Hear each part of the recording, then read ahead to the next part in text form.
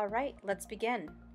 We are going to go ahead and start off by logging into canva.com. Clicking on Find Templates, we're going to key in Media Kit Templates in the browser bar. Once you do that, you'll be provided an array of options that you can choose from. So using the scroll, you can scroll through a menu of different Media Kit options that you can start from as a base. Once you select the one that is most like your personality, go ahead and click on that image.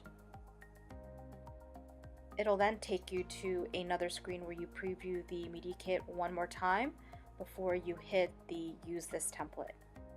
And that's it. Hopefully you found this video helpful.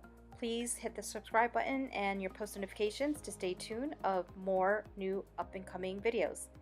Thanks, and we'll talk to you guys soon. Bye.